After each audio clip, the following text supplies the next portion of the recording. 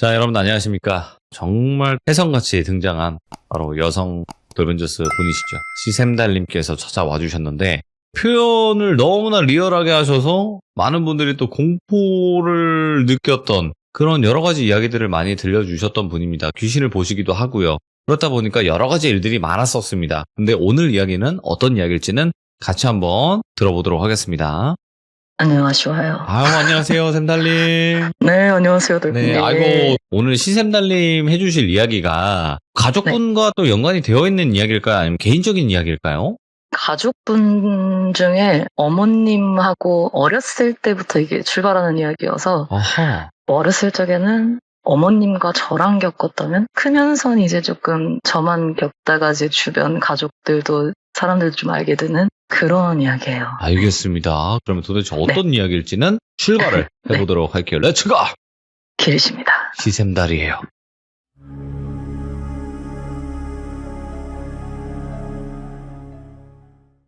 일단 얘기에 앞서서 이게 좀 오래된 기억이라서 어머님하고 얘기를 나누면서 어린 시절은 어머님도 같이 겪었기 때문에 어머님은 좀 느끼셨거나 아니면 인지했던 사실을 첨부를 해서 좀 정리를 해왔어요. 이 점을 좀 알고 들어주시면 되고요. 일단 이 이야기는 제가 6살 때부터 출발을 해요. 영역이 좀 굉장히 좀 뿜뿜하던 시절이었어요. 그래서 눌림굿까지 생각을 했었을 정도여서 일단은 지켜보자 하시던 그런 때였기 때문에 무속인 분들이 봤을 때는 제 뒤에 호랑이도 있다 하고 장군님도 있다 하고 뭐 온갖 센 건 다 있었대요. 그래서 여기저기 저 셉니다 저 세요 이러고 다 티내고 다니던 때였는데 그때 저희 어머님은 보험 쪽 회사를 다니셨고요. 친한 동료분이 계셨어요. 경이모라고 정말 친한 분이셔서 실적이 좀 안 나오면 서로 자녀들 보험을 좀 들어주거나 지인들을 소개를 시켜줘서 계약을 좀 따게 해주기도 하고 어머님 말씀으로는 사회에서 만난 첫 동기면서 첫 사회 친구라고 했었거든요. 그분이 주말에도 만나시고 할 정도로 친했는데 슬하에 두신 자녀들 나이 터울이 좀 컸대요. 그러니까 자매인데 큰딸이 있고 늦둥이 딸 하나가 있었는데 저랑 동갑이라고 하더라고요. 예. 근데 어머님들끼리는 친한데 이상하게 자녀들끼리는 또 마주치는 일은 없었어요. 그러니까 저는 경이모를 봤지만 경이모 딸들은 본 적이 없는 그런 거죠.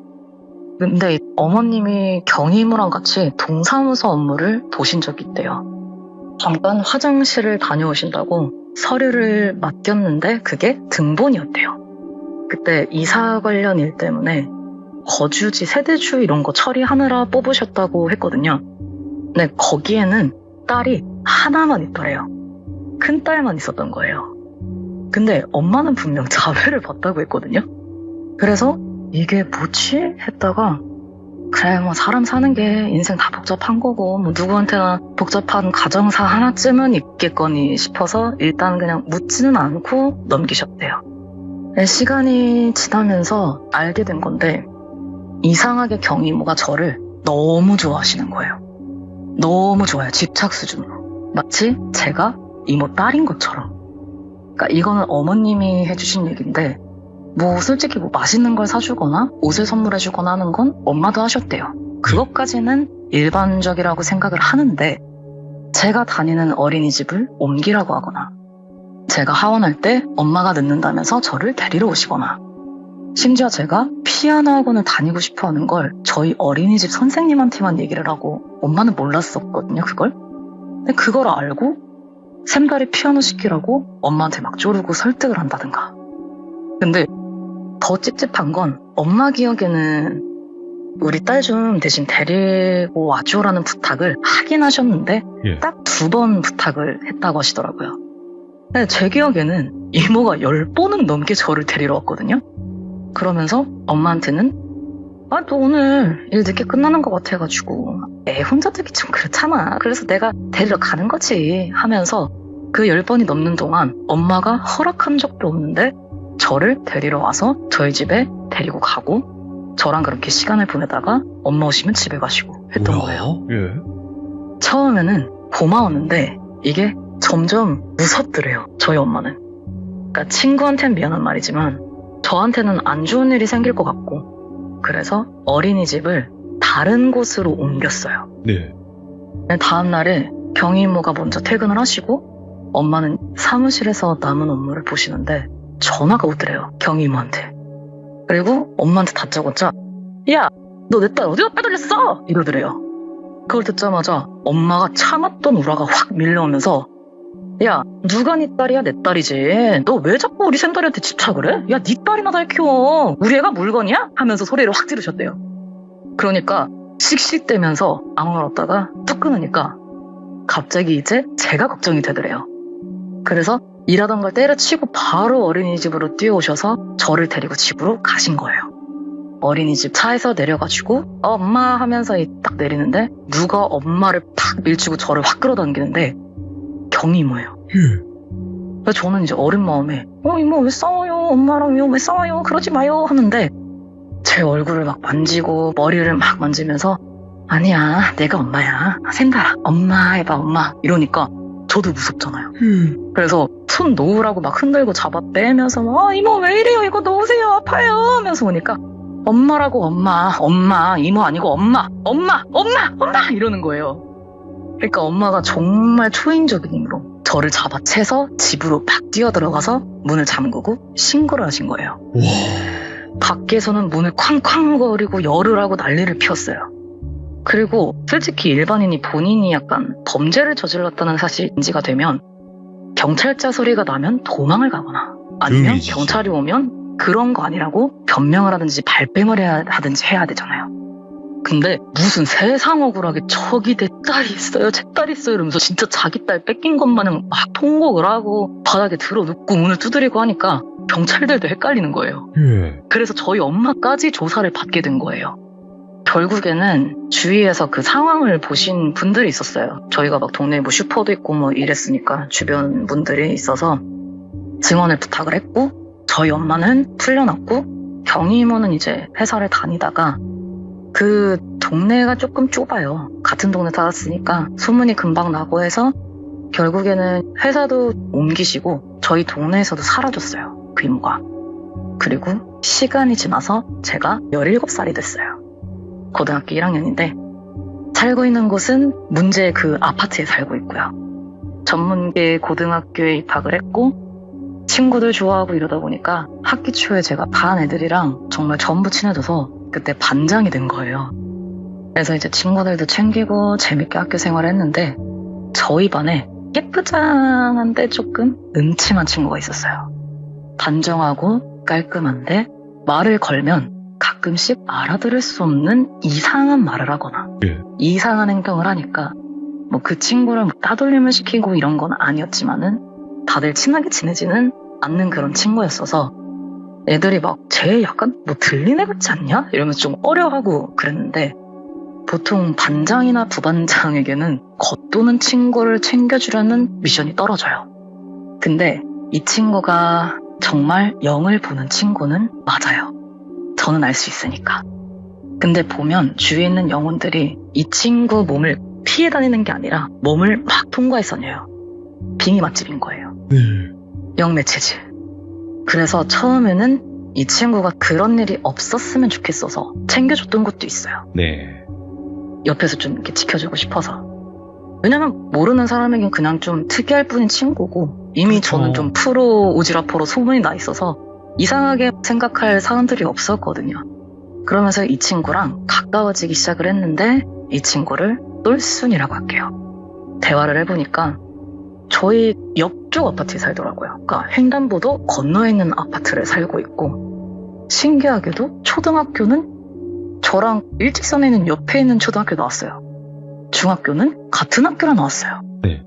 초등학교는 옆이라 그렇다 쳐도 중학교는 어떻게 모를 수 있냐라는 분이 계실 수 있는데 제가 나이가 20대 후반이에요. 그렇다 보니까 중학교를 다닐 때는 한 반에 40명, 43명 이랬어요. 근데 중학교 때는 그 반이 막 11반, 13반 이렇게 있었거든요. 그러니까 친구의 친구거나 아는 동생이어도 학교에서 마주치기가 쉽지가 않아요. 사람이 많으니까. 그리고 어쨌든 이 친구 성향을 보아하니 쉬는 시간이나 점심시간에 저처럼 여기저기 활보하는 성격도 아닌 것 같고 그래서 못 마주쳤나 보다 했어요. 근데 신기하긴 하죠. 야, 옆 학교에 같은 학교인데 어떻게 9년을 못 마주치지? 야, 신기하다. 야, 진짜 개신기하네? 이랬는데 얘가 신기해? 나는 싫은데? 이러는 거예요. 예? 그래서 나 뭐 말 실수했나? 그래가지고 그래? 좀 무식하네. 미안하다. 이러면서 그냥 넘겼어요. 그렇게. 뭐 가끔 그렇게 멍한 소리 할 때가 있었으니까.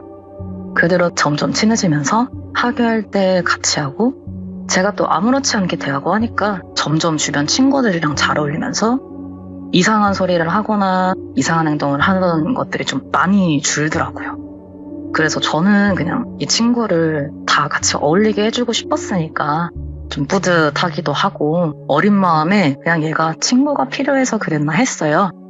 그래서 주말이면 이제 나비랑 저랑 셋이서 놀기도 하고 그렇게 같이 시간을 보냈는데 여름이었어요. 제 몸에 귀신이 한번 들려요. 수박 귀신. 저랑 언니랑 앉은 자리에서 수박을 반 통씩을 부시던 시절이 있었어요. 진짜 귀신 들렸네. 네, 진짜 귀신 들렸어요. 수박이 예. 비싸가지고 그걸 예. 먹고 싶어서 학교 끝나고 엄마 나 수박값 벌어올게 하고 알바를 했을 정도로 정말 수박에 미쳐 있었어요, 제가. 이야, 예. 전문계라서 야자는 안 했고 그러다 보니까 월수금은 알바를 하고 나머지는 이제 학교에서 일찍 집으로 갔는데 정확하게 화요일로 기억을 해요. 왜냐면 수요일마다 아빠가 오후 늦게 출근하시거나 아니면 뭐 하루 쉬거나 하셨기 때문에 꼭 화요일만 되면 집 앞에서 치킨이랑 술을 사오세요. 그래서 화요일인 게 기억이 나는데 아파트 단지 나가는 상가 쭉 있잖아요. 제가 나비네 얘기 하면서 나왔던 그 고약한 성질 가진 아저씨네 빵집 옆에 새로 과일 가게가 생긴 거예요. 그래서 처음 생긴 집이기도 하고 내가 마침 수박에 미쳐있는데 과일 가게에 등장이라 개구리군 하면서 이러왔어요. 되게 깔끔하고 예쁘더라고요. 그리고 거기 주인분이 언니였어요.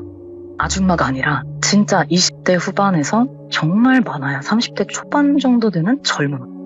저한테 어머 학생이에요? 너무 이쁘다. 부모님 드리려고 사는 거예요. 기특하네. 막 이러길래 제가 마음에도 없는 소리는 또 못해가지고 아니 제가 다 먹을 건데요 하니까 막 웃으면서 엄마 고생 시키지 말라고 제가 잘라줄게요 하면서 수박을 싹 손질해서 일회용 용기에 담아주더라고요. 웃는 것도 너무 예쁘고 사람이 밝고 싹싹하니까 저까지 기분이 너무 막 좋아지는 거예요.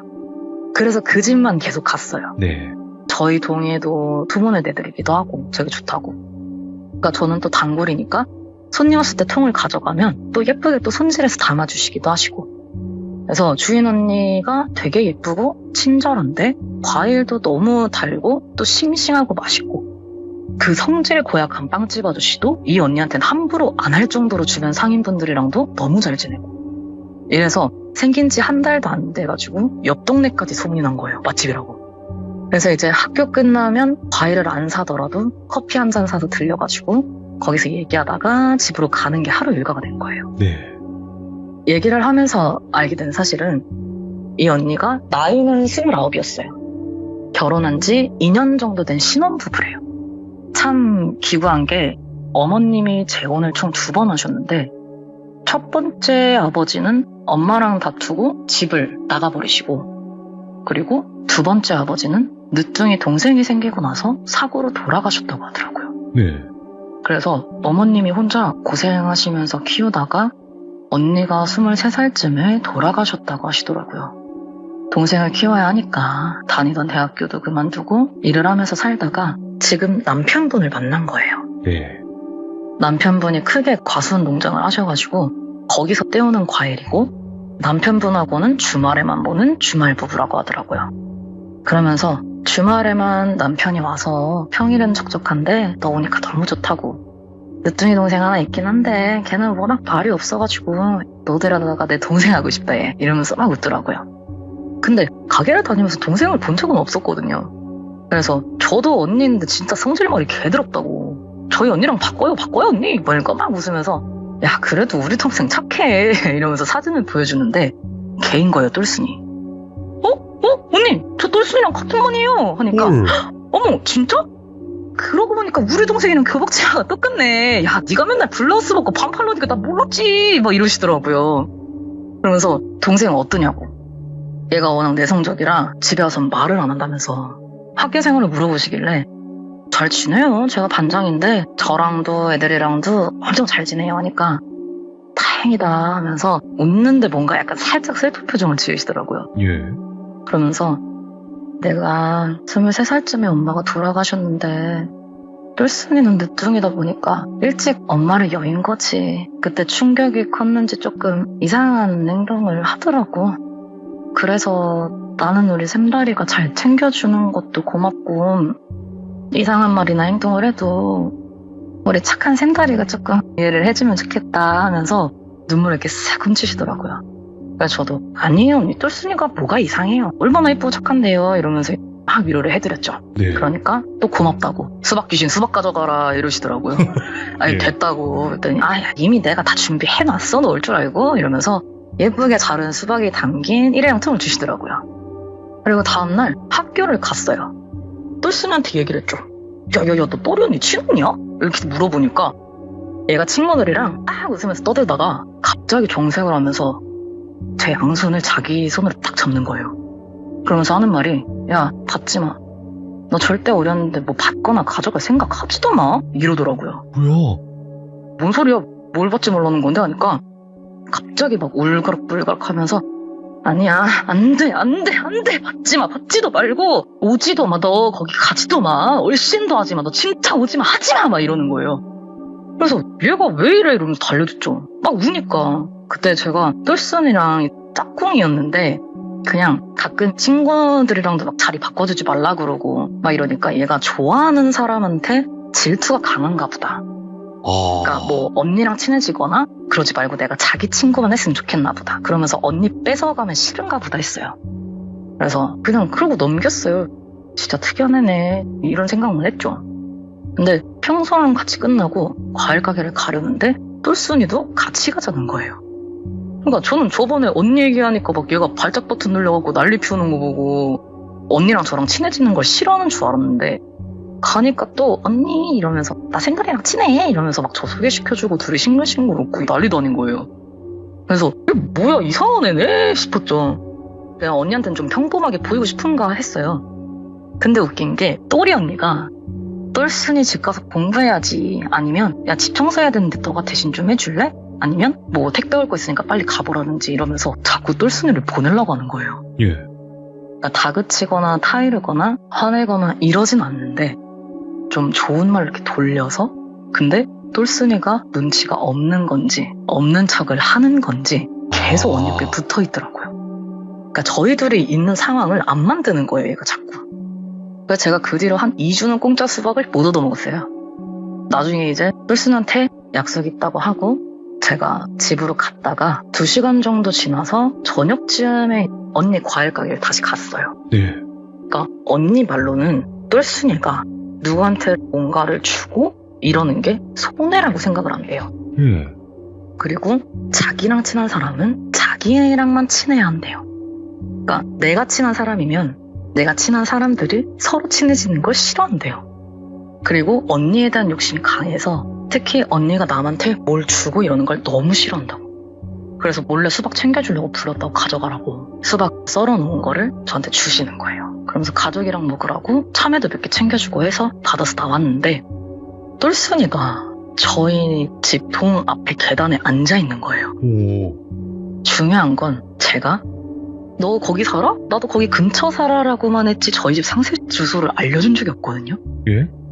그런데 얘가 와 있으니까 거기서부터는 이제 소름이 돋는 거예요. 무섭고. 근데 얘가 저를 죽일 듯이 노려보면서 성큼성큼 걸어가가지고는 제가 닫은 과일을 바닥에 다 쏟아붓고 짓밟으면서 짜증나 왜 내 말을 안 듣는 건데 우리 언니한테 아무것도 받지 말라고 내가 아무것도 받지 말라고 했잖아 왜 내 말 안 들어 왜 이러면서 막 생떼를 쓰고 짜증을 내는 거예요.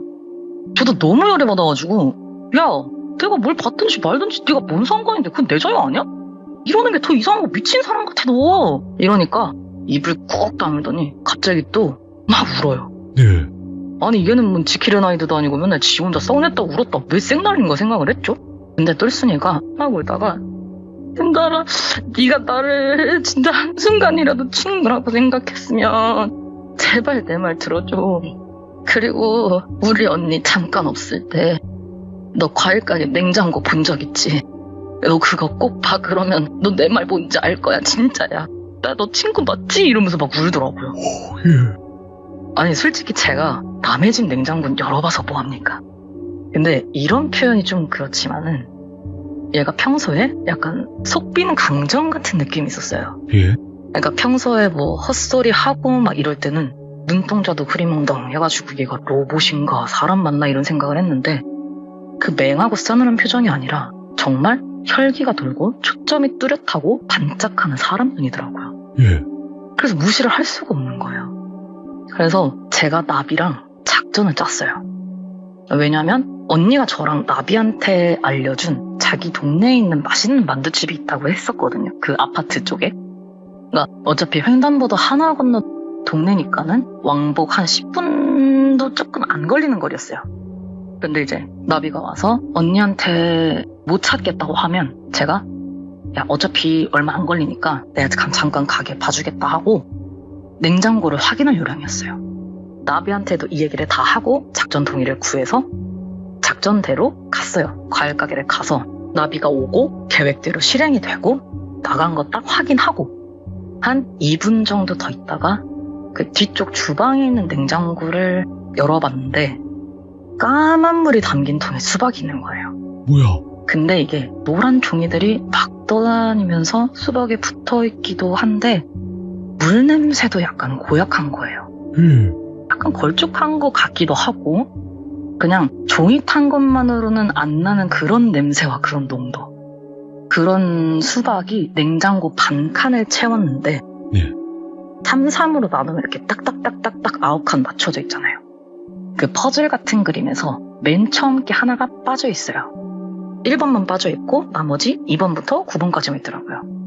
그리고 아래는 항상 저에게 주던 그 통에 수박 하나가 예쁘게 썰려서 담겨 있는 거예요. 이게 뭐지? 설마 저거 놔주던 건가? 내가 이런 걸 먹었나? 하는 순간에 구역질이 확 나더라고요. 그래서 못 참고 집에 오자마자 화장실로 달려가서 그냥 막 토악질을 했어요. 예. 그리고 그때 띠링 하고 문자가 오더라고요. 또리 언니한테. 샘달이 먼저 갔어? 무슨 일 있는 거 아니지? 야, 너 주려고 수박 잘라놨는데 아쉽다. 이유유 이렇게 온 거예요. 예. 근데 그 아쉽다가 야, 못 만나서 아쉽다 이렇게 안 느껴지고 아쉽다 씨. 먹일 수 있었는데 이런 뉘앙스로 느껴지는 거예요. 그러니까. 그 아쉽다가 제가 예. 그걸 보고 왔으니까. 그래서 그 뒤로 등하교를 후문으로 나가서 뺑 돌아가지고 다시 정문을 와서 버스를 타고 그러고 다녔어요. 한 일주일을 그렇게 다녔는데 제가 절밥을 좋아해요. 그래서 주말에 이모 할머니가 절밥이나 얻어먹자고 부르셔서 집에 갔어요. 네. 근데 저를 보시더니 야! 너 뭔 헛짓거리하고 하는 거야! 이러면서 방에 가셔가지고 소금을 뿌리고 팥을 뿌리고 오방천으로 후드려 패시고 난리가 나신 거예요. 아무 말도 안 하고. 그래서 옆에서 이제 엄마도 아니 이모 왜 이래? 내가 뭘 하고 다닌다고 말로 해요 말로. 이런데 야 내가 말로 해서 될 것 같으면 내가 이 난리를 치고 있겠냐?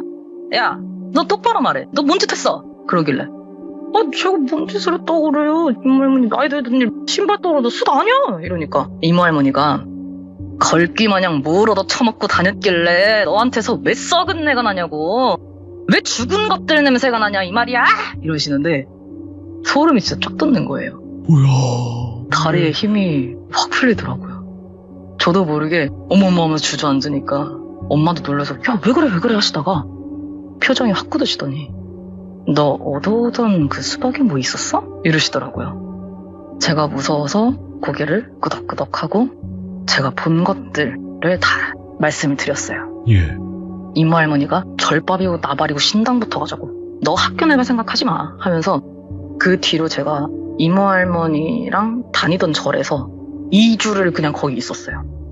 그동안에 뭐 굿도 하고 비방도 하고 뭐 젤도 하다가 2주 뒤에 이제 냄새 빠졌으니까 가라고. 다시는 그 가게 얼씬도 하지 마 이러면서 할머니가 신신당부하셔가지고 할머니 나도 그렇게 봤는데 가고 싶겠어 절대 안 가지 하면서 이제 집에 갔는데 엄마랑 저랑 집 문 앞에 딱 도착하자마자 그 자리에서 팍 소리를 지르면서 경기를 해요. 예. 문 앞에 통에 담긴 수박이 놓여져 있는 거예요. 그러니까 이게 어떻게 생각을 해도 예. 제가 오는 날을 맞춰놨든 아니면 매일같이 바꿔가면서 그걸 봤든 어떤 상황이든 이게 일반적으로 납득할 수 있는 상황은 아니거든요. 일단 기분이 나쁘니까 발로 차버리고 그냥 집으로 들어갔어요. 그리고 주말이 지나고 학교를 갔다가 학교를 하면서 똘순이한테 얘기 좀 하자고 했더니 얘가 그냥 군말 없이 따라오더라고요. 똘순이가 그래 발에다 줄게 하면서 야 그냥 너네 집까지 가면서 얘기하자 이러길래 터덜터덜 걸으면서 둘이서 이야기를 시작을 해요. 나 봤다고. 나 그 수박 봤는데 너 그거 뭐냐고. 예. 너 알고도 숨긴 거야? 미리 말해야 될 거 아니야? 그랬더니 똘순이가 고개를 푹 숙이면서 미안해 이러는 거예요. 아니 야 미안하면 지금이라도 빨리 말을 하라고. 내가 뭔 개고생을 하고 뭔 충격을 받았는지 아냐고. 그것 때문에 내가 학교도 못 가고 이제 뭔 짓거리 했는 줄 알아? 이랬더니 이 친구가 가만히 있다가 너 경희 아줌마 알지? 이러는 거예요. 그래서 야 이거 경희 아줌마 어떻게 알아? 그러니까 경희 아줌마가 우리 엄마야 하더라고요. 두 번째 아버지 같은 건 애초에 없었고 늦둥이 딸이라고 했던 그 애가 똘순이었어요. 여기서부터 이제 밝혀지기 시작을 하는데 와, 이렇게 이어지네. 예. 이 친구는 원래 절에 있던 친구였어요. 얘도 길을 누르러 들어온 애였는데 신기도 있고 영매 체질이라서 빙의도 너무 잘 되고 하니까 네. 똘순이 부모님이 못 견디고 애를 버린 거예요, 절에다가. 근데 경희 이모가 그 절을 다니셨대요. 한 2년 정도 다니면서 똘순이를 지켜보다가 내가 데려가서 키울게요 한 거예요. 데려가기로 한 날에 또리 언니도 왔대요. 그러면서 자기한테 막 다정하게 해주고 나도 여동생 생겼다고 좋아하고 막 이러니까 똘순이도 어린 나이지만 좋고 너무 고맙더래요. 그렇게 집에 왔는데 한쪽 방이 그냥 완전히 그냥 당집 같더래요. 그러니까 그 집이 가정집인데 방 한 칸은 무당집 같이 그렇게 돼 있더래요. 제상상도 막 차려져 있고. 그래서 뭐지? 했는데 우리 집은 신을 모시는 집이야. 근데 어떤 애가 아줌마 신을 뺏어가서 아줌마가 정말 많이 아파. 그러니까 너가 그 친구랑 친해져서 엄마 좀 안 아프게 해줄래? 이러더래요. 예. 그래서 똘순이의 초등학교를 저의 옆 학교로 보냈어요. 중학교는 같은 학교로 보냈어요. 마주치지는 않더라도 나중에 구실을 만들려고. 그리고 계속 기회를 엿보면서 고등학교 때는 이 학생이랑 우리 딸이 친해지고 싶어 하는데 기회가 나질 않는다. 예. 엄마끼리도 친한데 딸끼리도 친하게 지내고 싶어 해서 어려운 거 아니니까 한 반은 좀 넣어달라고 저랑 같은 반을 만든 거예요. 이걸 들으니까 너무 무서운 거예요. 그러니까 얘가 아니라 또리 언니랑 경희 이모 그 둘이 너무 무섭더라고요. 예. 왜 그런지는 자기도 모르겠대요. 그냥 하라는 대로 하고 제가 엄마를 죽였다고 체내를 당하면서 산 거예요. 예. 엄마가 몸이 더 안 좋아지시고 돌아가실 때까지 제가 똘순이 엄마를 죽인 거라고 계속 자기한테 세뇌를 시켰대요. 신을 뺏어와야 한다. 걔 좋은 신 가지고 있더라. 걔가 나 죽인 거다. 이러면서. 근데 저를 보는데 기가 장대하고 맑고 세고 이건 알겠대요. 저랑 비슷한 체질이니까. 근데 그런 신은 없더래요. 거기다가 너무 제가 잘 챙겨주고 하니까 다른 사람은 또 자기 이상하다고 다 피했는데 제가 막 챙겨주고 이러니까 너무 미안하고 그래서 저를 구해주고 싶다고 스스로 탈피를 한 거예요. 마음을 바꾼 거죠. 그래서 엄마랑 언니도 내가 다 막을 거라고. 내 인생에 처음 좋은 친구 생겼는데 내가 당신들 집안에서 내가 10몇 년을 이러고 살았는데 내가 또 그렇게 살 거라고 생각하냐고. 언니도 정신 차리라고. 엄마 죽인 거는 생다리가 아니라 엄마 스스로라고. 그러면서 또리 언니랑 그렇게 얘기를 하면서 대판 싸우고 제가 수박 가져가지 못하게 막았던 거고 결국에는 또리 언니가 폰까지 쓰니까 그 집을 나왔다고 하더라고요. 그래서 얘기해줘서 너무 고맙다. 너 그 집 들어갈 수는 있냐? 들어가기 싫으면은 그냥 우리 집 와서 좀 지낼래? 내가 엄마한테 얘기할게. 그래도 될 거야 하니까 얘도 마음을 구르더라고요. 진짜 고맙다고. 나 너무 힘들었고 너한테 너무 미안했다고. 예. 하나뿐인 친구 잃을까봐 너무너무 무서웠다고. 내 평생 첫 친구인데 진짜 미안하다고. 그러면서 막 울길래 달래주면서 이제 괜찮다 하면서 저희 동 앞까지 왔는데 또리 언니가 한 손에 뚜껑을 열은 수박통을 들고 네? 저희 동 앞에서 저희를 미친 듯이 노려보고 있는 거예요. 거기서 저 놀래가지고 막 끄악하고 도망치는데 정말 사람의 속도가 맞나 싶을 정도로 엄청 미친 듯이 빨리 달려와가지고 제 머리채를 잡아서 젖히더니 언제 쥐었는지 모를 그 수박을 한 움큼을 집어서 제 입안에 막 쑤셔넣는 거예요. 우와, 광기다, 이거. 그걸 보고 경비 아저씨가 뛰어와서 말리고 똘순이도 언니 그만해 하면서 말리는데 이게 사람이 분노에 차서 정신줄이 끊어지니까 완전 초인적인 힘을 발휘를 하더라고요. 그러면서 하는 말이 야, 나 다 봤어. 나 다 봤다고. 야, 네가 냉장고 열어서 보는 거 내가 다 봤어. 어른이 음식을 주면 감사합니다 해야지, 안 그래? 내가 너 때문에 얼마나 고생하면서 맛있게 준비를 한 건데, 안 그래? 안 그래? 안 그래? 야, 먹으라고. 너도 먹고 죽어버려. 야, 엄마 죽이니 개 같아. 하면서 막 쌍욕을 하고 소리를 지르고 막 우겨놓는데 숨이 막혀서 죽겠는 거예요. 똘순이가 그 사이에 신고를 하고 경비 아저씨랑 또리 언니를 겨우겨우 떼어내서 수박 뱉어내고 막 바닥에 엎어져서 막 토하고 난리가 났는데 어디서 천둥 같은 호통이 들려요. 이모 할머니가 어떻게 오셨는지 찾아오신 거예요. 쌍욕을 하시면서 또리 언니 등짝에 진짜 너덜너덜해질 정도로 막 패고 계시더라고요. 우리 애가 죽이긴 누가 죽였다는 거야? 다 네 애미가 찬천짓거리야. 너 모르는 거야? 아는 거야? 너 다 알잖아. 이러면서 막 호통을 쳐요. 이 언니가 또 눈이 돌아가지고 저한테 막 뛰어서 저를 잡으려는 거예요. 그러면서 하는 말이 아니야. 네가 죽인 거 맞잖아. 야, 네가 죽인 거라고 해. 맞다고 해. 아니야. 너잖아. 아, 너 아니야? 아, 아니야. 쟤 아니야. 아, 아니야. 쟤 맞아. 아, 맞잖아. 그럼 내가 뭐가 돼? 맞잖아. 이렇게 해서 내가 뭐가 돼? 맞다고 해. 막 이러면서 막 절규를 하면서 막 우는데 핏대고 실핏줄이 막 닿아서서 얼굴이 완전 시뻘개진 거예요. 눈물을 흘리는데 그게 피눈물이라고 느껴질 정도로 눈이 시뻘개지는 걸 보고 진짜 이 세상 귀신 다 저리 가라. 사람이 제일 무섭다 싶은 거예요. 그리고 경찰이 와서 그 언니를 데려갔어요. 이게 어떻게 보면 폭언에 여기까지는 좀 과하긴 하지만 뭐 제가 정말 숨이 막혀서 죽을 뻔했다면 사회수가 될 수도 있고 예. 현행범이 될 이유는 충분하잖아요. 그것도 다 큰 성인이 미성년자를 그렇게 했으니까. 그래서 조사를 받았어요. 이모 할머니께서 동행을 해주셔가지고 그러면서 이제 이모 할머니가 연락을 한 거예요. 근데 그때 나비네랑 저희가 밥 같은 걸 먹고 있었나 봐요. 그래서 엄마랑 아빠랑 나비랑 나비네 아버님까지 다 뛰어가지고 괜찮냐고 하셔가지고 집에 다 같이 가서 저녁 먹던 거를 그냥 포장을 해가지고 집에서 그냥 마저 드셨어요. 어른들은 약주 한잔 하시면서. 근데 이모 할머니가 또 어떻게 알고 오셨는지 너무 궁금한 거예요. 그래서 여쭤봤어요. 근데 이모 할머니 진짜 신기하게 나 이럴 때마다 잘 알고 오더라.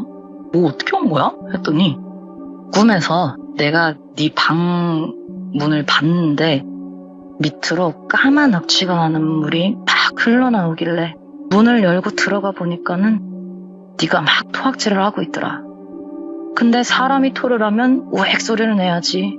왜 돼지 오는 소리 냈다가 닭이 오는 소리를 냈다가 네 입에서 까만 물하고 갓 태어난 빨간 애기 동물 사체 수십 개를 네가 막 뱉어내고 있더라.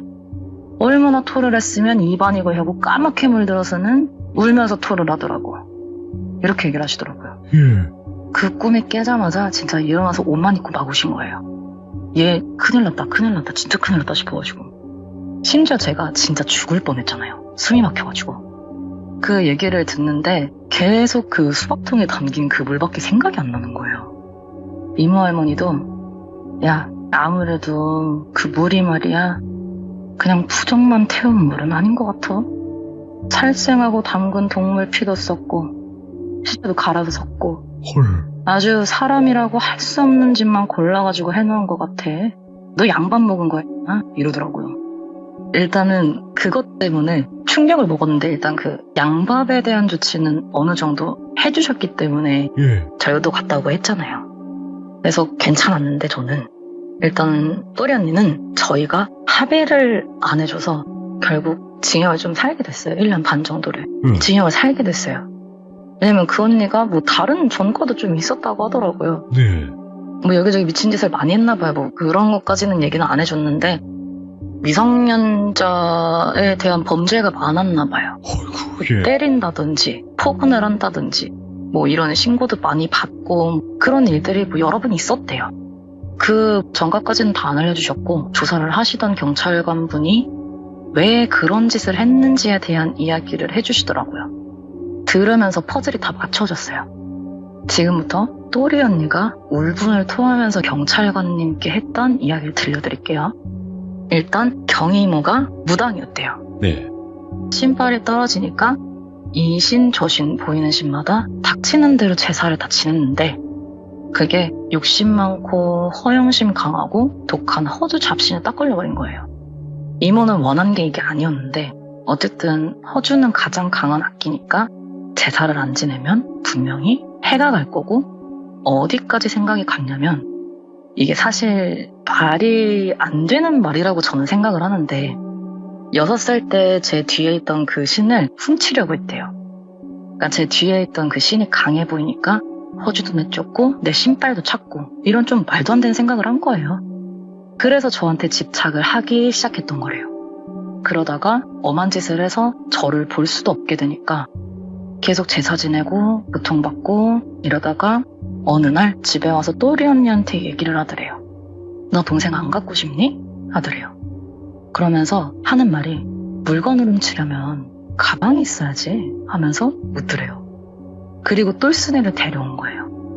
그러니까 가방이라는 게 뭐냐면 똘순이가 빙의가 잘 되니까 똘순이를 제 친구로 만들어서 제 뒤에 있던 신을 똘순이한테 담아서 똘순이를 죽이고 그 신을 본인이 가지려고 했다고. 아, 정말 똘순이를 사람이 아니라 도구로 생각을 했던 거예요. 네. 그러니까 그런 이유로 입양을 했다고 하더라고요.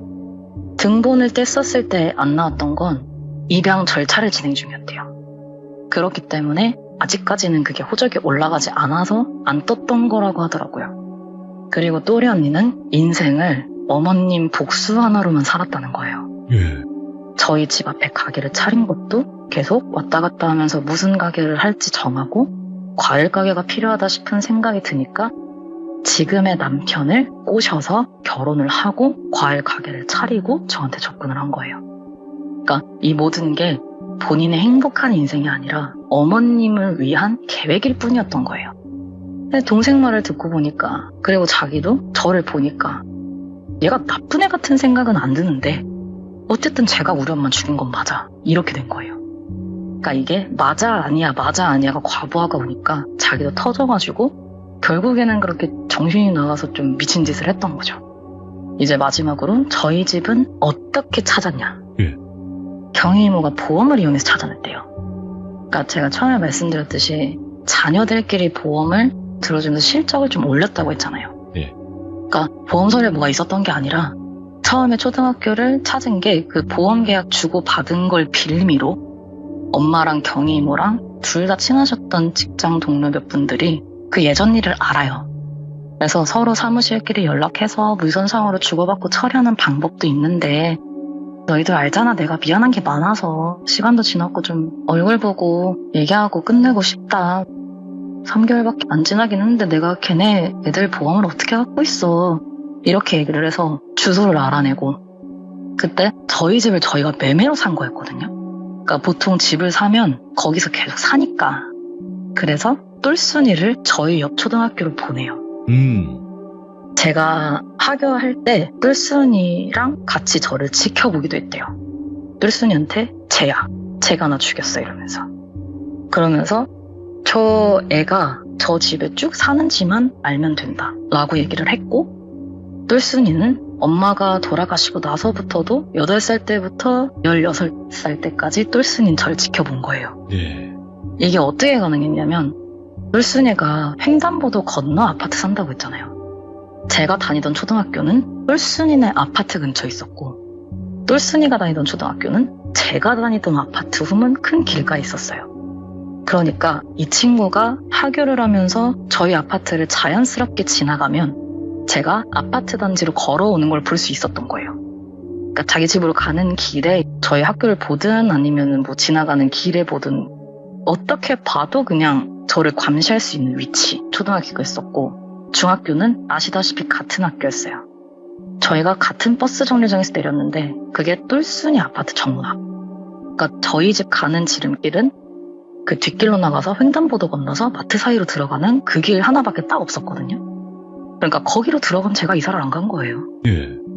그렇게 준비를 마치고 고등학교는 같은 반까지 만들고 고등학교는 뺑뺑이 아닌가 하시는 분들이 있는데 제가 지원한 전문계는 면접을 봐서 들어가는 신설학교였어요. 오. 그래서 지망한 사람만 들어갈 수 있었거든요. 그래서 그게 가능했던 거고 그런 식으로 감시는 똘쓰니 행동은 또리 언니 이렇게 자기 딸들을 세뇌를 시켜서 그 말도 안 되는 계획에 이용을 한 거예요. 본인이 죽고 나서의 그 순간까지도. 그리고 일단 똘순이랑은 졸업 때까지 잘 지냈어요. 그 친구는 그 길로 집을 나와서 저희 집에서 잠깐 지내다가 다시 자기가 살던 절로 돌아갔어요. 아직까지 그 절에서 그 스님이랑 뭐 일하고 다스리고 하면서 잘 살고 있어요. 그리고 또리 언니에 대한 얘기는 몰라요. 듣고 싶지도 않고 그때 이후로는 아는 게 없어요, 사실은. 오늘 얘기가 해피엔딩이나 권선징악 엔딩도 아니고 그냥 좀 어떻게 흩어져버린 좀 싱거운 두말 엔딩이라 재미가 없으셨을 수도 있어요. 괜찮아요. 네, 그런 거 그래서 상관하지 저는- 마세요. 네. 네, 그래도 저는 저 일이 있고 나서 수박 다시 먹기까지가 3년이 걸렸거든요. 그래도 그 정도로 전 진짜 무서웠던 경험이었어요. 네. 와, 그래도 다시 제 드실 이야기. 수가 있었네. 네, 다시 먹긴 했어요. 제 이야기 여기까지예요. 감사합니다. 진짜 저는 그래도 시샘달님께 너무 감사드리는 거는요. 중간중간 최대한 리얼하게 전달을 하시기 위해서 연기를 이렇게 딱 해주시는데 진짜 리얼하게 전달을 잘 해주셨거든요. 네. 근데 오늘도 약간 소리 지르는 것 때문에 살짝 깨지거나 한 부분이 있었나 봐요. 아, 이게 그 사운드 네. 자체가 소리를 팍 지르게 됐을 때 깨지게 들리는 그런 느낌일 수 있어요. 왜냐면 데시벨이 안 맞다 네네네. 보면 네네. 그건 뭐 데시벨을 저희가 줄입니다. 걱정하지 마세요. 네, 알겠습니다. 너무 걱정하지 오늘 마시고. 설렁탕에 파 많이 넣어주시나요? 아, 오늘은 대파를 그냥 다 넣었어요, 그냥. 네, 대파를 다 넣었으니까 맛있게 네. 드시면 됩니다. 감사합니다. 네, 고맙습니다. 야, 진짜 사람도 무섭지만 어떻게 이런 걸로 사람한테 계획을 짠다는 것 자체가 너무 경악스럽네요. 이번 이야기는. 야, 이것도 뭐 1, 2년도 아니고 정말 오랜 기간 동안 이렇게 했다라는 것 자체가 정말 무섭네요, 사람이. 예, 도대체 그게 뭐라고, 신기가 뭐고, 도대체 그게 뭐라고 그렇게까지 하는지 저는 아무리 생각해도 이해가 안 됩니다. 야, 진짜로 오늘 또 시샘달님께서 리얼하게 전달을 잘 해주신 것 같습니다. 시청해주신 모든 분들 항상 제가 말씀드리고 우리 시청자분들도 알고 계실 겁니다. 사람이 무서워요. 감사합니다.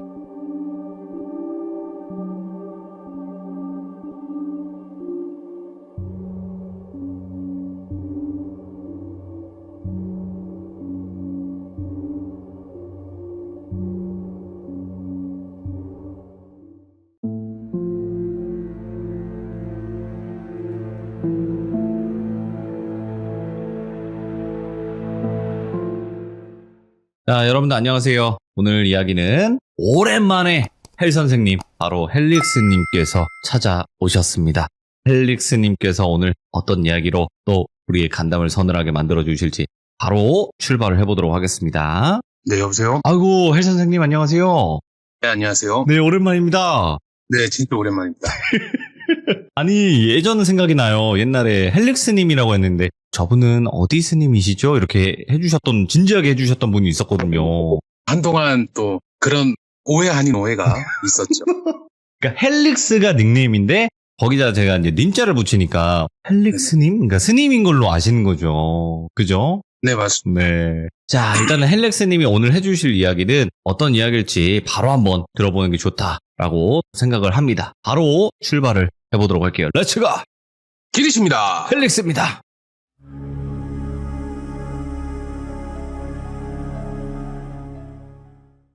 이번에 말씀드릴 이야기가 저랑 같이 일하시는 분이 저 포함해서 7분이 계시는데 급하신 일이 있어서 한 분은 좀 먼저 가셨어요. 네. 먼저 가셨는데 그분에 관련된 이야기입니다. 참고로 자꾸 하신 상태이지만 생전에 제가 그 얘기를 듣고 사람들한테 얘기해도 되냐라고 얘기할까 된다라고 얘기했고 물론 돌아가신 고인의 유가족분들에게도 연락도 하고 있고 또 제가 케어하는 부분도 있고 그 부분에 대해서는 이미 허락을 다 받았고 사람들한테 어느 정도 이 이야기가 알려지면 조금 더 밝은 세상이 될 수 있지 않을까라는 희망 아닌 희망을 갖고 계시더라고요. 그래서 무겁지만 네. 다소 밝게 얘기를 하고자 합니다. 큰 타이틀은 이제 업입니다. 우리 업다운 할 때 업이 아니라 내 업이다. 내 업보드 할 때 그 업. 그리고 이번 이야기의 제목은 좀 특이해요. 손금 가문입니다. 편의상 그분을 돌비 형님이라고 하겠습니다. 네. 처음 그분을 제가 뵀을 때는 이미 돌비 형님의 부모님은 다 작고하신 상태였고, 그러다 보니까 아버지 뻘 되시는 분들이라든지 뭐 조카나 자식 뻘 되는 사람들한테 정말 친절한 사람이었고, 좀 특이했던 게 정말 무섭게 생기신 분이었어요.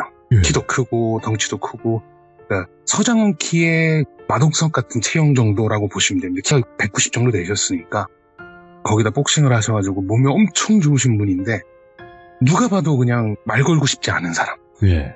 시비 걸고 싶지 않으신 분이었는데 정말 독실한 크리스찬이셨어요. 주일에 항상 교회 나가시고 기도하시고, 힘든 일 있으면 다들 모여서 기도하고 힘든 사람들 많이 도와주고 했는데, 네. 어느 정도였냐면 교회 목사님을 회사에 초청을 해서 기도라든지 뭐 좋은 얘기라든지 설교도 해주시고, 그 정도로 정말 독실한 크리스찬이셨고, 그 목사님의 개인적인 스케줄이나 개인적인 일이 있을 때도 발벗고 직접 해결해 주시는 그런 사이였습니다. 근데 독실한 크리스찬이면 뭐 목사님과의 어느 정도의 커뮤니케이션이나 이런 건 있을 수 있는데, 그분하고 저하고 술을 한잔하고 있었어요. 둘이서 술을 한잔하고 있는데 어느 순간에 제 주변에는 항상 철학적인 질문을 하시는 분들이 많습니다. 야, 니는 네 부모를 잘 아나? 라고 이제 한잔 하시면서 얘기하신 거예요. 그래서 이상하다. 솔직히 이 세상에서 가장 친한 사이고 친밀한 사람은 솔직히 부모 자식 관계잖아요. 네. 그런데 당연히 잘 알죠 라고 대답을 했는데, 그래? 그러면 네가 네 부모를 알 때는 네가 대가리에 피가 말라야 아는 거 아이가? 생각해보면은 우리가 인지를 갖고 뭐 세상 돌아가는 이야기라든지 이런 거 알려면 못해도 중고등학생은 돼야 되잖아요. 이미 부모가 젊었을 때 했었던 일을 자식이 알 수는 없잖아요. 그 얘기를 들으니까 제가 그렇네요. 부모님이 젊었을 때 했던 일을 우리가 잘 모르죠. 그래. 내 교회 다니는 거 알지? 막 이러면서 내 그 목사님 이야기를 한번 해줄게. 니 한번 잘 들어봐라. 하고 이야기가 시작이 됩니다. 그 목사님도 체구가 굉장히 좋으셨고 팔도 굉장히 굵고 손바닥이 진짜 소뚜껑만하다고 표현할 정도로 정말 위화감 있게 생기신 분이었어요. 그리고 말도 없으셨어요. 이 이야기의 시작은 그분이 목사님이 되기 전의 이야기입니다. 어렸을 때, 젊었을 때 얘기입니다. 평소에 보면 말도 잘 안 하고요. 과묵하신 분인데, 그분이 부동산과 건설업 쪽을 하셨다고 해요. 근데 아시겠지만 부동산이나 건설업은 솔직히 왔다 갔다 하는 금액이 굉장히 크잖아요. 막 억대는 기본이고 몇십억씩 갈 수도 있는데, 사업을 하거나 아니면은 뭐 돈이 오가는 계약 관계가 있을 때는 철두철미 읽던 사람이랍니다. 뭐 예를 들어서 제가 돌비님한테 돈을 빌려서 한 달 뒤에 주겠다고 했는데 한 달 뒤에 안 준다. 그럼 말을 안 해요. 예. 말을 안 한답니다. 뭐 전화해서 달라고 독촉도 안 하고 말 안 하고, 날짜가 딱 되면 바로 서류를 집어넣는답니다. 예. 그 서류가 뭐냐면 고소장을 내는 거죠. 네. 투자든 뭐 차용이든 거기에 대한 걸 받아내기 위해서 바로 법원에 가서 서류를 집어넣는답니다. 그러면서 하는 게 뭐냐면 네. 가압류를 걸어요. 물론 이분이 뭐 어둠의 세계에 계시거나 그런 분은 아닙니다. 그냥 말 그대로 건설 부동산을 하다 보면 움직이는 돈의 사이즈가 크기 때문에 그렇게 하는데, 첫 번째 하는 게 가압류 신청서를 냅니다. 그러면 당사자 거, 당사자의 자식, 그리고 배우자, 그리고 일가 친척 아는 모든 사람의 정보를 다 받아서 가압류를 집어넣어요. 가압류를 집어넣으면 법원에서는 해줍니다. 왜냐고요? 돈 빌려준 사람 또는 뭐 투자한 사람, 뭐 차용한 사람의 권리를 찾아야 되잖아요. 그렇기 때문에 법은 그렇게 돼 있습니다. 그리고 이거는 법률 용어인데 사해행위라는 게 있어요. 사해행위가 뭐냐면 채무를 져놓고 그 채무를 갚지 않을 용도로 재산을 주변 지인이나 가족분들에게 주게 되면 그걸 다시 뺄 수 있어요. 네. 그걸 가압류로 걸 수 있어요. 그 재산을 처분하게 못하게 하는 그런 것도 있는데, 그런 거 포함해서, 그리고 가압류는 모든 은행에서 다 하는 게 아닙니다. 모든 은행에 각각 개별적으로 서류를 다 집어넣어야 돼요. 이게 법률적인 과정입니다. K은행, B은행, I은행, 뭐 가은행, 나은행, 다은행, 뭐 증권사, 무슨 협동조합 이런 것까지 다 집어넣는 거예요. 그 정도로 지독하게 행동을 해요. 근데 이게 불법은 아니잖아요. 돈을 내가 빌려줬으면 받기 위한 내 권리를 행사하는 거다. 법률상으로 정해져 있는 거다. 라고 합니다. 다만 서류를 법원에서 등기를 받으면은 또는 금융사에서 가압류됐다는 소식이 문자로 오거든요. 예. 아니면 전화나 우편으로 오는데 출금을 하려고 하면 돈이 나오지가 않아요. 가압류를 걸리면. 그러면 당장 전화하겠죠. 그럼 이제 원고와 피고 관계가 돼서 애원하고 빌고 그러면 안 된다 막 얘기를 해도 절대 화를 안 낸답니다. 아 그러냐. 아 근데 나도 입장이라는 게 있어서 이렇게 해야 되는데 미안하다. 어쩔 수 없다. 뭐 해요. 결정권자는 자기인데. 자기가 다 했으면서 절대 화를 내지 않고 신경질도 안 내고 연락도 안 하고 모든 걸 다 서로를 합니다. 근데 어느 한 가족이 거의 그 가족의 모든 일가 친척의 돈을 긁어 모아서 사업을 진행을 했었나 봐요. 근데 돈 문제가 생겨서 그런 식으로 법적인 게 쭉 오니까 원고 피고 관계가 됐으니까 피고의 가족들이 다 와서 집에서 무릎 꿇고 다 울면서 빌었답니다. 제발 숨통만 트이게 달라고. 그런데 같이 공감하고 같이 슬픈 표정 짓고 어떨 땐 눈물도 흘리면서 그러냐 근데 미안하다 근데 어떻게 할 수가 없다 막 그러면서 자기 주변에 있는 몇십만 원 꺼내서 주면서 돌려보내는 거예요. 그러니까 그쪽도 할 말이 없어요. 불법도 아니고. 그렇다고 돈에 대한 문제가 생긴 건 사실이고 거기다가 당사자가 웃으면서 공감도 하고 이해하라고 하면서 주머니에 있는 현찰 다발 꺼내서 주고 할 말이 없어요. 근데 중요한 건 그 피고의 어머니 늙으신 노모한 분이 계셨는데 그분이 목사님의 손을 잡고 울면서 무릎 꿇고 빌었답니다. 정말 우리 아들 좀 잘 좀 봐줘라. 좀 상황 좀 봐줘라. 그렇게 하면 안 된다. 라고 얘기했는데 웃으면서 또 정중히 거절한 거예요. 그러면서 마지막에 제가 매정하다라기보다는 아드님께서 잘못해서 생긴 일이다. 제 잘못이라고만 하기에는 좀 그렇다. 내 탓 하시는 건 좀 그렇다. 하지 마라. 라고 얘기하면서 정중히 돌려보냈답니다.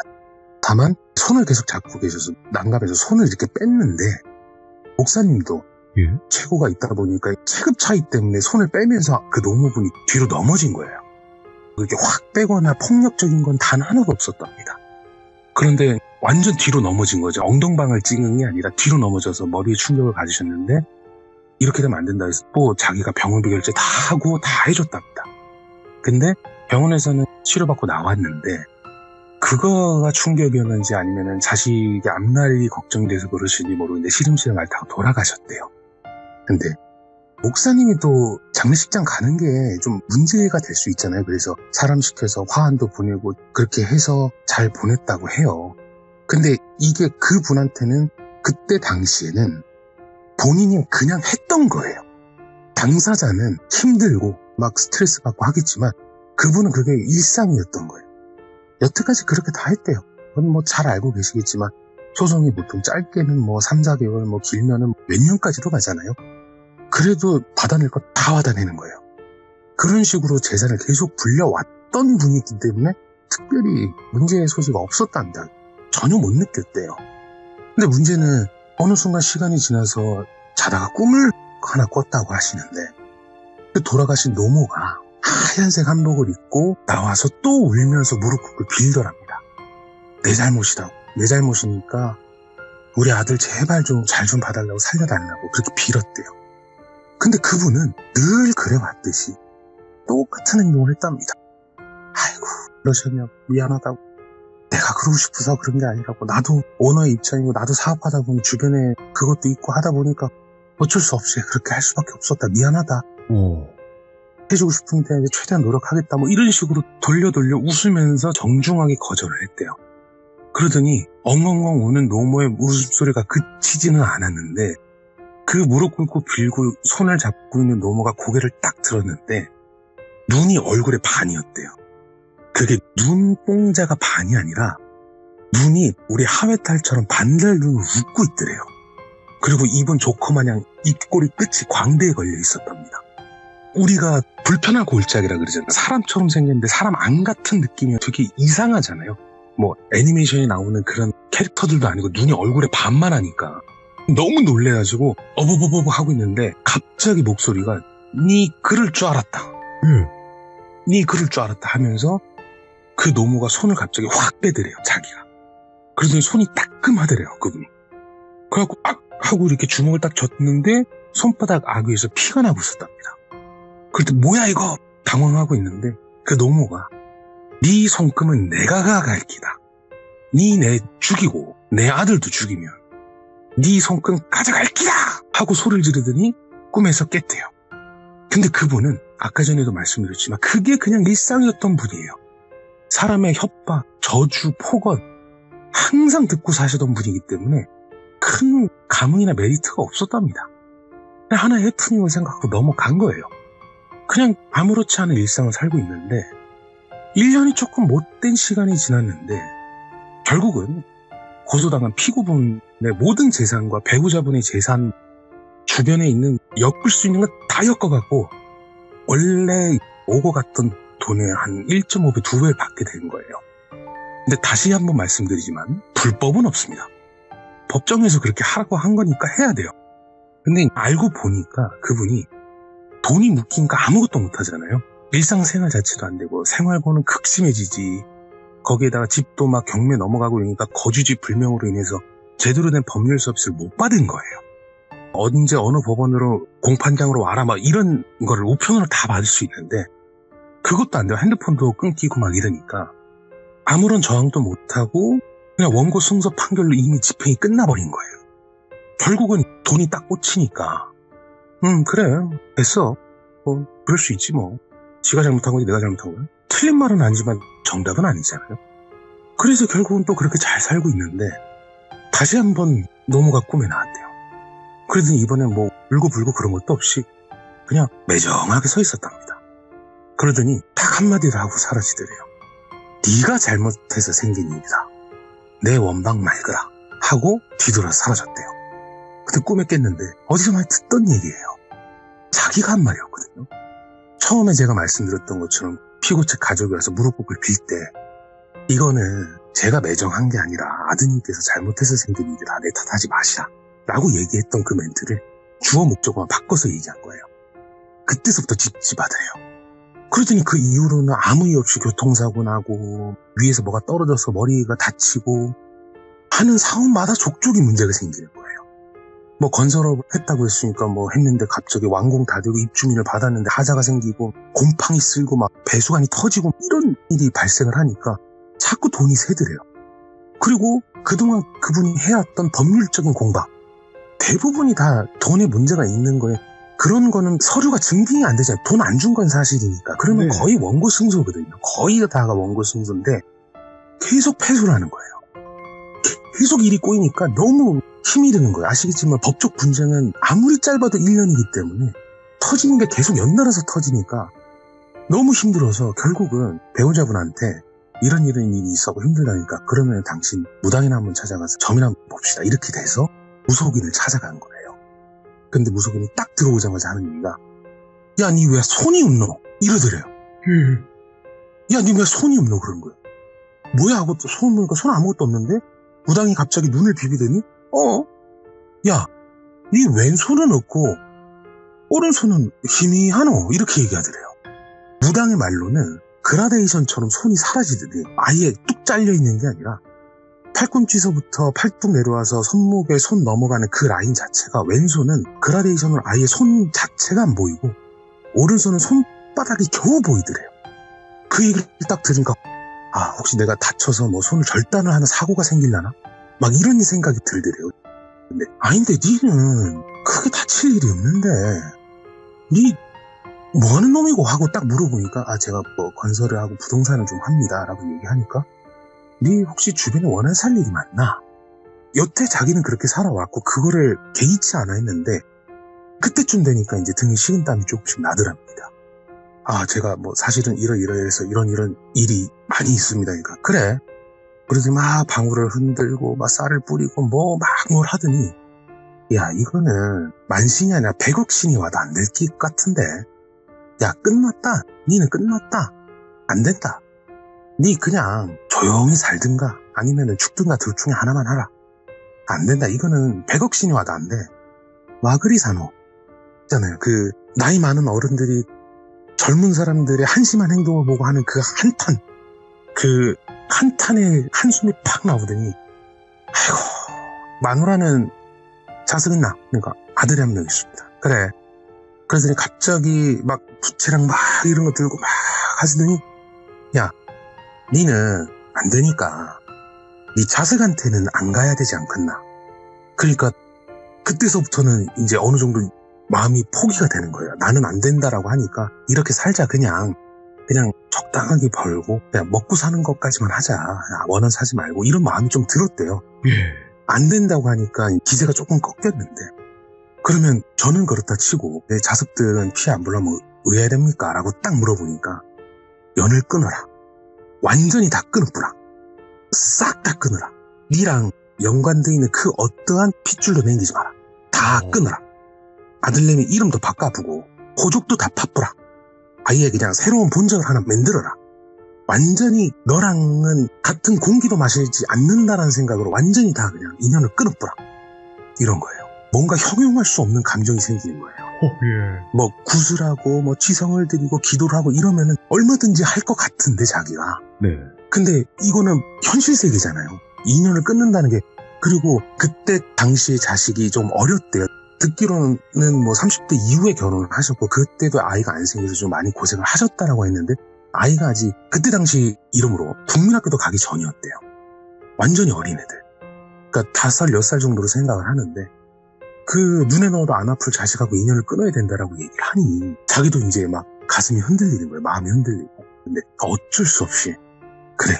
이렇게라도 해서 만약에 내 불행이 나한테서 끝난다면 그렇게 하자. 네. 어차피 자식은 봐도 되는 거 아니냐. 성이 바뀐 것도 아니고.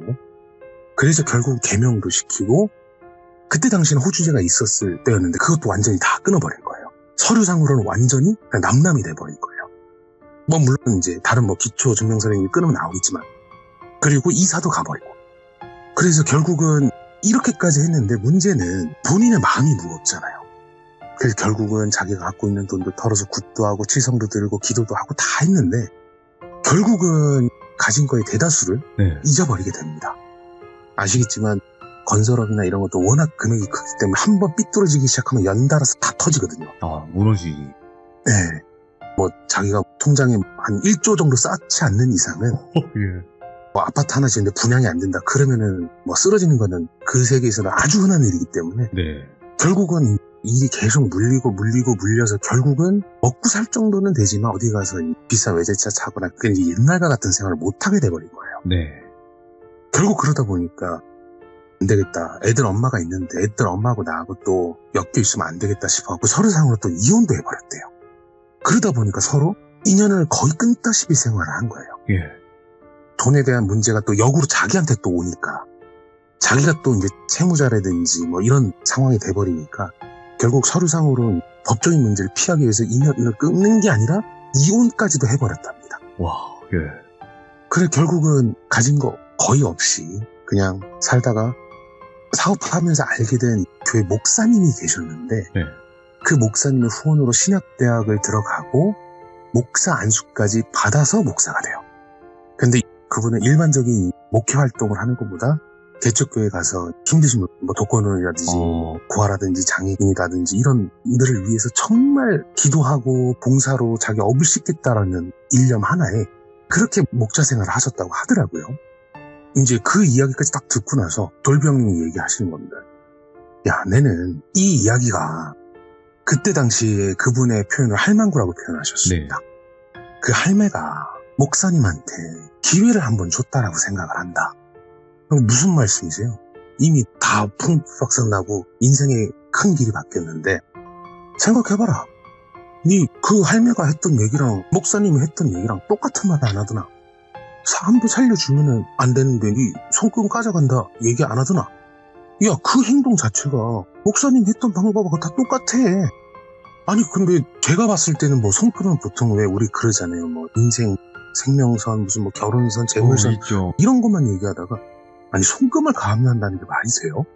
나도 처음 듣는 얘기인데 나 무서운 이야기 좋아하면서 많이 들었는데 이런 거 처음 듣는다. 그러니까 보면 이미 그 할매는 목사님 인생은 이미 다 끝났고 자식들 것도 가갈라다가 그렇게 비방 아닌 비방을 하다 보니까 안 된 거 알겠나?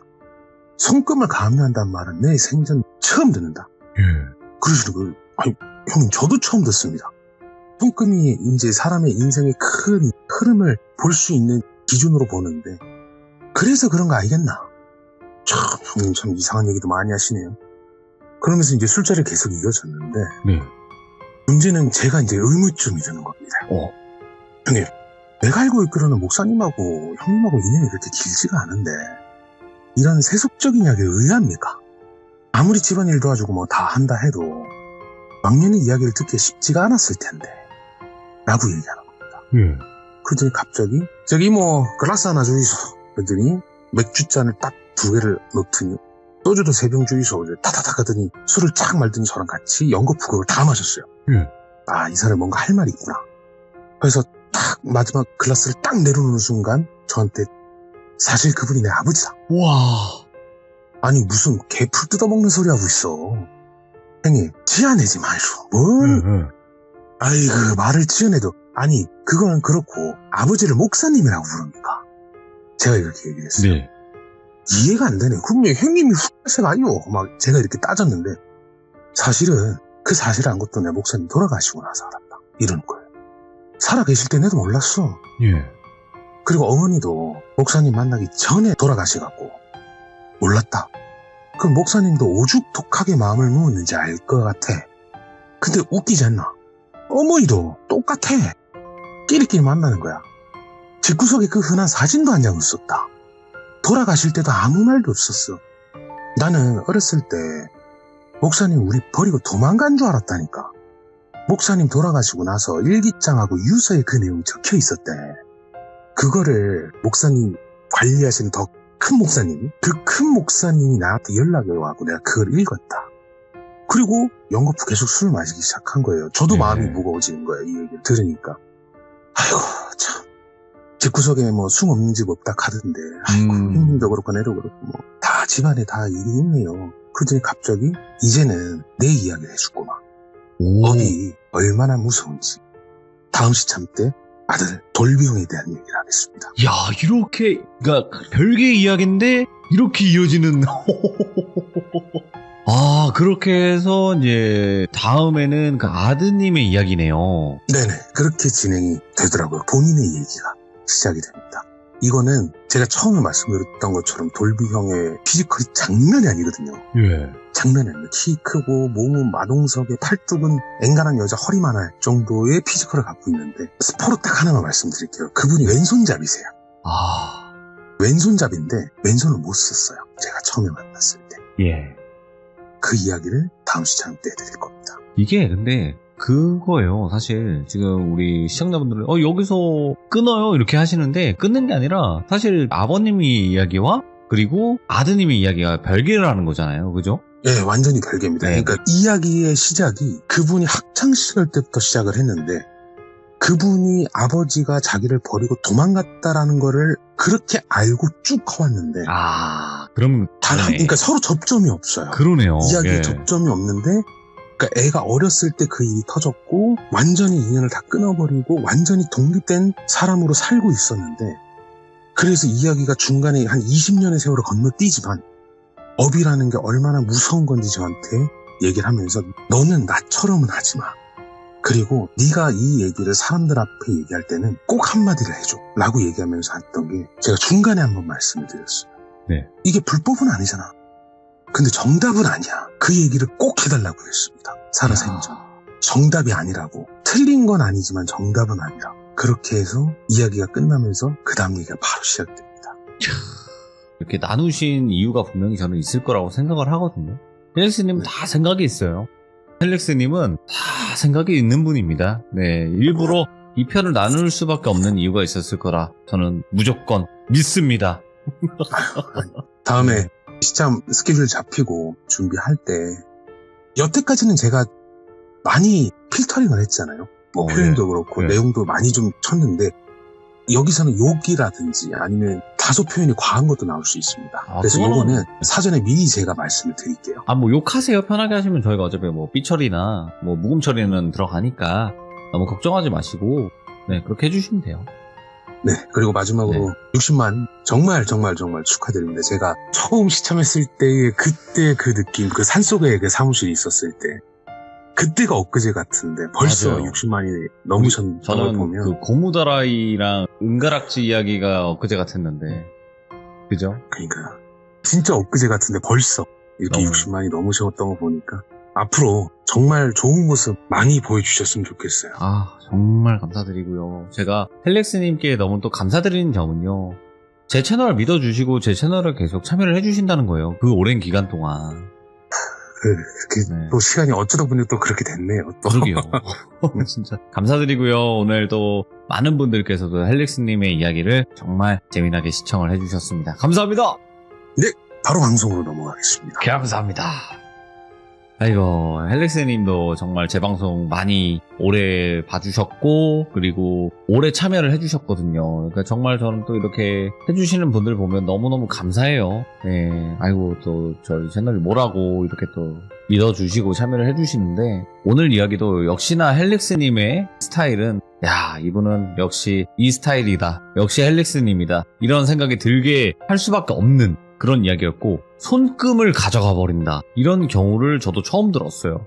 그러니까 여러분들, 오늘 이야기가 다음 이야기로 이어지는 건 아니지만 목사님의 아버지고 그 다음에 아드님이 이야기를 또 들려주신다고 하는 거니까 별개의 이야기다 라고 보시면 될 것 같습니다. 시청해주신 모든 분들 감사드립니다. 고맙습니다.